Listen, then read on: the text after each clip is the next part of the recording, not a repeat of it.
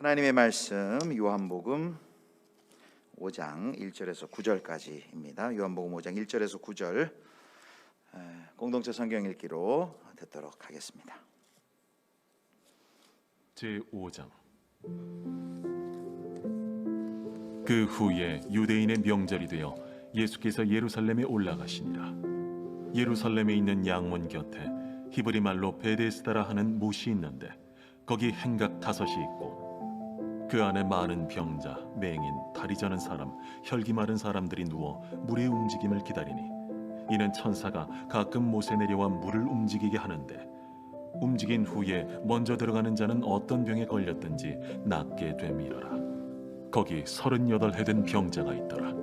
예수께서 그 누운 것을 보시고 병이 벌써 오래된 줄 아시고 네가 낫고자 하느냐? 주여, 물이 움직일 때에 나를 못에 넣어주는 사람이 없어.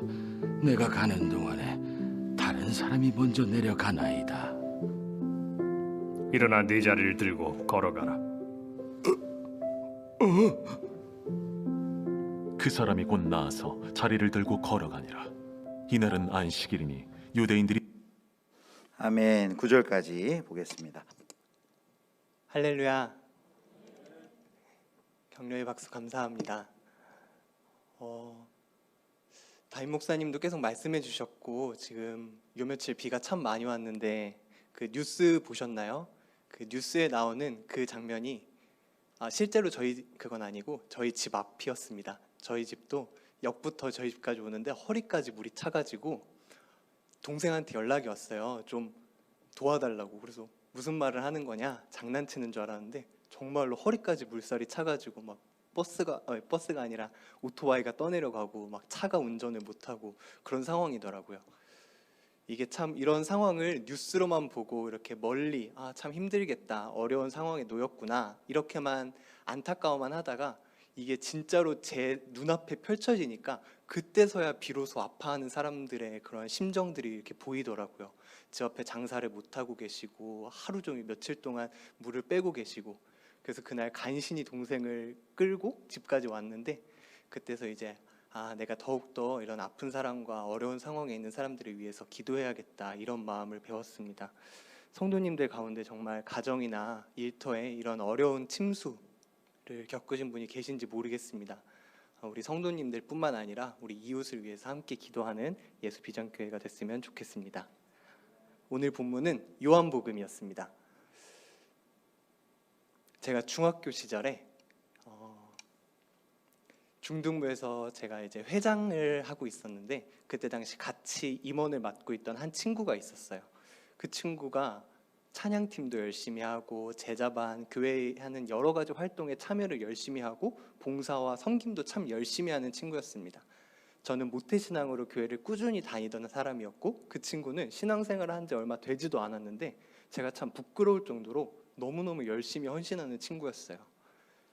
교회 여러 가지 프로그램에 다 참여하고 굳은 일 도맡아서 하고 찬양이나 예배도 너무나 열정적으로 하는 참 제가 배우고 싶은 그런 친구가 있었습니다. 그런데 이 친구가 20살, 21살 지나가니까 어느덧 교회에 나오지 않더라고요. 그래서 무슨 일인가 하고 찾아가 봐서 무슨 일이 있냐 이렇게 물어보니까 그때 들었던 얘기가 저에게는 참 충격적이었습니다. 내가 이렇게 5년, 6년간 교회를 열심히 섬겼는데 하나님 열심히 믿어봤는데 아직도 우리 집이 너무나 가난하다. 우리 어머니는 아직도 너무나 편찮으시다. 내가 봤을 때 하나님은 안 계신다. 나는 교회 나가지 않겠다. 아직도 이런 푸념이 있다는 게 저에겐 굉장히 충격적이었고 너무나 마음 아픈 일이었습니다. 이 친구가 이렇게 살았던 것은 먼저는 교회에서 가르쳐주지 않았기 때문이겠죠.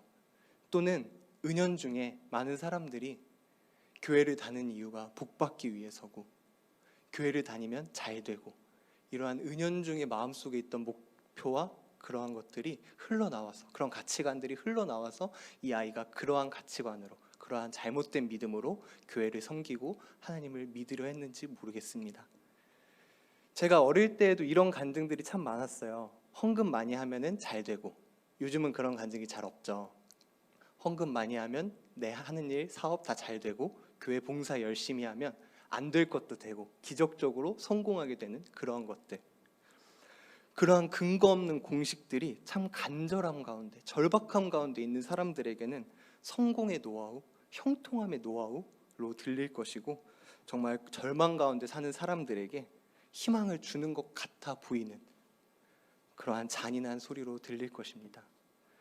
오늘 본문에도 이런 곳이 등장합니다. 예수님께서 말씀을 가르치시고 제자들과 함께 있다가 명절이 돼서 예루살렘으로 올라가시죠. 이 예루살렘 옆에 양의 문이라는 곳이 있었는데, 그곳에 잘 아시는 베데스다라는 못이 하나 있었습니다. 이 이름도 많이 들어보셨겠지만 베트, 집이라는 단어와 헤세드, 자비, 인자, 긍휼이라는 단어가 합쳐진 그런 자비의 집, 은혜의 집이라고 이름하는 연못이 있었죠. 이 베데스다에 참 수많은 사람들이 모여 있었다고 합니다. 이 은혜의 집, 자비의 집이라고 하는 곳에 자비를 구하는 참 많은 사람들이 모여 있었다고 해요. 앞을 보지 못하는 시각장애인, 다리 저는 사람들, 몸에 혈기가 마른 사람들, 그리고 오늘 본문에 등장한 사람처럼 수십 년간 걷지도 못하는, 한참 누워만 있어야 되는 이러한 중증 병자들. 이렇게 수많은 병자들이 이곳에 모여 있던 이유는 근거 없는 한 가지 미신 때문이라고 소개하고 있습니다. 4절에 이는 천사가 가끔 못에 내려와 물을 움직이게 하는데 이 움직인 후에 먼저 들어가는 자는 어떤 병에 걸렸든지 낫게 되밀어라 라고 얘기하고 있어요. 어떤 이유에서 이 전설이 만들어졌는지는 기록되지 않습니다. 병이 나아가는 사람이 때마침 이 못에 들어갔다 나와서 병이 나은 것을 보고 와, 여기 들어가면 병이 낫는다 라고 전파를 한 것인지, 아니면 이곳이 간헐천이어서 가끔씩 물이 이렇게 뽀글뽀글 움직이는데 그것을 보고 간절했던 사람들이 자신의 간절함을 투영해서 저기 들어가면 나을지도 모른다 라는 그러한 잘못된 미신을 전파했는지는 잘 모르겠습니다. 저는 어렸을 때 선풍기 틀고 자면 큰일 난다, 죽는다라는 얘기를 들어본 적이 있는데 혹시 들어보신 적 있으신가요? 그래서 너무너무 무서워가지고 진짜로 죽을까 봐 너무 더워도 알람을 맞추고 자고, 꼭 자다가도 깨서 끄고 자고 막 그렇게 했었던 적이 있었어요.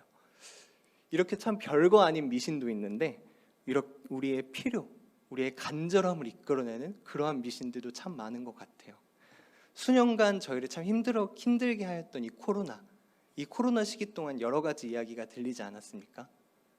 우리 교회는 정말 특별해서 우리 교회에 나오면 코로나에 걸리지 않아. 하나님 열심히 믿고 기도 열심히 하면 절대로 옮지 않아. 더 나아가서 이 목걸이를 사면 여기에는 특별한 은혜가 있어서 이것을 사서 하고 다니면 코로나에 걸리지 않고 걸린 사람도 다 낫는다 라고 이렇게 장사를 하는 사람들의 소리를 들었을 때 참 분노가 치밀어 오르기도 했습니다. 이것이 참 허황된 얘기 같은데 어떻게 저런 걸 믿고 그걸 사면서 살아가냐라고 얘기할 수도 있지만, 정말 간절한 가운데 있을 때, 정말 위급한 가운데 있을 때 그 사람들의 믿음을 흔들어버리는 정말 그러한 잔인한 소리가 될 수도 있는 것 같아요. 설령 그들이 의도적으로 속이기 위해서 그것을 한 말이 아니라 할지라도, 정말 그들이 그렇게 하면은 걸리지 않는다고 믿고 한 말이라 할지라도 이것은 하나님과 성경에 대한 잘못된 해석으로부터 비롯된 것이고 정말 간절함과 절박한 가운데 있는 사람들에게 하는 폭력적인 소리입니다. 희망을 주는 것 같지만 사실은 잔인한, 간절하고 절박한 사람들이 모여있지만 사실 답이 없는 곳에서 답을 찾고 있는, 베데스다가 바로 이런 곳이었죠. 정말 희망이 없는 수많은 병자들이 모여서 근거 없는 미신에 기대어서 물이 동하기만을 기다리는, 천사가 언제 내려와서 흔들지 그것만을 기다리고 있는 그러한 모습. 이 장소가 얼핏 보면 정말 소망 없고 오랫동안 병 가운데 있던 사람들에게 치유의 가능성을 보여주는 그러한 장소 같아 보일지도 모릅니다. 정말 만약에 하나님께서 천사를 보내셔서 그 물을 흔들어서 그곳에 들어가는 사람의 병을 낫게 할지라도 그곳은 자비의 집이 아니라 가장 잔인한 곳이었습니다. 물이 고요한 평소를 한번 생각해 봤으면 좋겠어요.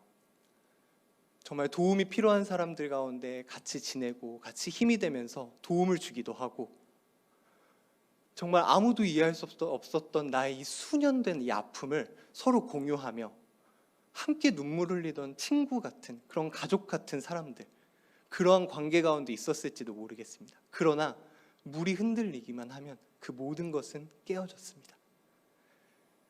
방금까지 함께 식사를 하고 도와주고 함께 눈물 흘리던 사이였지만 물이 흔들리면 내가 이곳에 있는 목적, 내가 물에 먼저 들어가야 되고 내가 살아야 되고 내가 치유되어야 되고 함께 삶을 나누던 정말 그 가족 같은 관계, 얼마나 가까웠던지 상관없이 나의 경쟁자가 되고 나를 방해하는 원수가 되어버리죠. 자비를 가장한 가장 잔인한 장소가 이 베데스다였던 것 같습니다. 태어나면서부터 하나님을 알아왔던 이 이스라엘, 38년 된 병자도 사실 마찬가지였을 거예요. 애굽에서부터 우리를 구원해낸 그 출애굽의 역사와 홍해를 가르치고 광야에서 만나를 먹이시고 여리고를 무너뜨리신 전능하신 하나님이 이스라엘의 하나님이라는 것, 그것을 알고 있는 사람들이 자신의 간절함과 절박함에 가려져서 그 사실을 잊고 그 사실을 왜곡해서 미신에 깃대어서 그 물이 흔들리기만을 기다리며 그곳에 기다리고 있는 모습, 말씀을 의지하여서 하나님께 구하는 것이 아니라 이 물에 들어가기 위한 물이 흔들리기만을 간절히 구하고 있는 그 모습들, 이 사람의 간절함이 이해가 되십니까? 많은 사람들이 그 연못만 보고 있어요. 이 연못이 흔들리면 얼른 달려가려고 준비하고 있어요. 그런데 이 병자는 어떤가요? 빠르게 움직이기는커녕 걷지도 못하는, 누군가 도와줘야 되는데 그 도와줄 친구도 없이 이 연못 가운데 누워있는 이 사람의 절망스러운 상황이 이해가 되시나요? 자기가 들어갈 수도 없는데, 자기가 들어갈 수 있는 가능성은 너무나 희박한데도 불구하고, 누가 봐도 저 사람이 들어갈 가능성은 없고 불가능해 보이는데도 다른 어느 곳에도 희망이 없기 때문에, 그 어떠한 곳에도 기댈 수 있는 희망과 소망이 없기 때문에 물에 들어가는 것이 거의 불가능하다 할지라도 고통스러운 현실 가운데서 저곳을 향해 그 물만을 바라보며 누워있는 이 사람의 심정, 수많은 청년들이 취업의 문제와 삶의 문제, 미래의 문제가 해결되지 않음에도 돈을 들여서 주식을 하고 코인을 하고 또 도박에 빠지기도 하고, 당장 내일 먹을 것이 없는데 복권을 사는 사람들의 심정이 이런 것일까요? 그 모습 가운데 오늘 예수님께서 찾아오셨습니다. 그리고 질문하고 계시죠. 내가 낫고자 하느냐? 우리 관점에 참 이해하기 어려운 질문을 하셨죠. 어디가 아프세요? 얼마나 누워 계셨어요? 이런 질문을 하지 않으시고 너무나 당연하게 낫고자 하느냐는 질문을 하십니다. 사실 예수님은 우리보다, 나보다, 그 병자보다 우리의 모든 것을 잘 알고 계시면 우리가 잘 알고 있죠. 그 병자가 얼마나 오랫동안 누워 있었는지, 어떤 병으로 누워 있었는지, 어디가 어떻게 아픈지, 어떤 문제로 얼마나 절박하게 그곳 가운데 누워 있는지를 예수님은 잘 알고 계셨을 것입니다. 이 예수님의 이해할 수 없는 질문은 이 병자 스스로에게, 즉 우리에게 이 대답을 들려주고자 하신 것입니다. 병자는 이야기합니다. 나를 넣어줄 사람이 없습니다. 나를 물에 넣어주소서. 구원자이신 예수님께서 눈앞에 오셨는데 우리의 삶의 모든 문제를 해결하실 수 있는 이 구원자가, 이 메시아가 눈앞에 오셔서 우리에게 질문하고 있는데, 이 병자의 대답은 고쳐달라, 나를 살려달라, 나의 문제를 해결해달라가 아니라 나를 물에 넣어달라. 이 병자에게 왜곡되었고 나의 절박함으로 가려져 있는 이 우리에게 예수님께서 질문하고 계신 것입니다. 너의 간절함이 어디를 향하고 있느냐? 그 주님이 이 병자를 일으키십니다. 연못에 넣어주시는 것이 아니라 예수님의 능력으로 일으켜주시죠. 틀린 것을 믿고 있는 믿음, 잘못된 것을 믿고 있는 이 병자에게 진짜 생명은 나에게만 있다, 진짜 생명은 저 연못이 아니라 예수 그리스도다라는 것을 가르쳐 주시는 것입니다. 그 주님이 자신을 찾아오셨고 그 병자를 불쌍히 여기고 있다는 것이 그 병자에게는 유일한 희망입니다.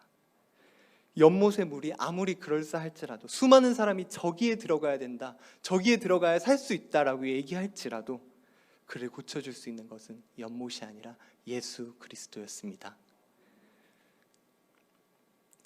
예수님께서 계시지 않는다면 우리의 교회와 우리의 신앙생활 또한 이러한 베데스다 연못과 같을지도 모르겠습니다. 참 생명이신 예수 그리스도를 바라보지 않는다면 우리의 열심과 우리의 예배함과 우리의 헌신이 연못에 들어가고자 하는 사람과 같을지도 모르겠습니다. 사람들의 초점을 그리스도에게 향하는 것이 아니라 이 물을 향하도록, 동하는 물을 향하도록 하는 것, 마치 우리의 열심과 봉사와 예배하는 모든 것들이 우리의 관계를 위해, 나의 어떠한 성공을 위해, 하나님 잘 믿는 나의 모습을 드러냄으로 인하여서 나의 명예를 위해 하고 있다면 생명이 예수님께 있다고 말하는 것이 아니라 저 흔들리는 연못에 있다고 말하는 것과 같은 베데스다가 되고 맙니다. 이것은 본질을 왜곡시키는 것이고 거짓된 소망으로 약하고 정말 절박한 가운데 있는 자들의 마음을 흔들어버리는, 그들의 믿음을 흔드는 너무나 잘못된, 너무나 잔인한 소리고 그러한 믿음이죠. 아무리 그럴듯해 보여도 우리의 생명과 소망은 연못이 아니라 예수 그리스도에게 있습니다. 절박한 현실 가운데 있는 우리에게 예수님께서 찾아오십니다. 그 주님이 우리를 찾아오셨고 우리를 위해서 십자가에 달리심으로 우리에게 생명이 되셨으니 우리의 삶의 유일한 목적은 예수일 수밖에 없습니다. 우리의 유일한 소망, 우리의 유일한 생명은 예수 그리스도 뿐입니다. 우리가 바라야 할 것은 세상이 말하는, 많은 사람이 외치고 그럴싸해 보이는 저 베데스다가 아니라 오직 예수님입니다. 사도행전 4장 12절 말씀을 읽으며 말씀을 마치려고 합니다. 제가 읽겠습니다. 다른 이로서는 구원을 받을 수 없나니 천하 사람 중에 구원을 받을 만한 다른 이름을 우리에게 주신 일이 없음이라. 아멘. 예수 믿으면 부자 되고 만사 형통한다는 말은 맞는 말이 아닙니다. 부자가 되지 못하고 우리의 일이 잘 되지 않더라도 자유할 수 있다는 것이 맞는 말입니다. 교회 봉사 열심히 하고 예배 열심히 섬기며 하나님 믿으면 고난받지 않는다는 말은 맞는 말이 아닙니다. 예수 믿으면 오히려 고난을 자초할 수도 있을 만큼 그 영광스러운 기업의 상속자가 된다는 것이 맞는 말입니다. 우리가 추구하는 궁극적인 목적은 오직 예수 그리스도임을 우리가 알고 있습니다. 그 어떤 것도, 그 어떠한 베데스다에 들어가서 얻을 수 있는 것도 우리가 예수를 믿음으로써 얻을 수 있는 생명에 결코 비할 수 없음을 우리는 알고 있습니다. 예수님은 비록 우리가 가난할지라도, 우리가 병들고 힘들지라도, 우리의 상황 가운데 넘어지고 무너짐이 있을지라도, 심지어 죽음 가운데서도 우리가 오직 감사할 수 있고 붙잡을 수밖에 없는 유일한 생명이십니다. 우리 그 주님을 신뢰하며 그 주님의 생명 되심을 온전히 의지하며 시간 함께 찬양했으면 좋겠습니다.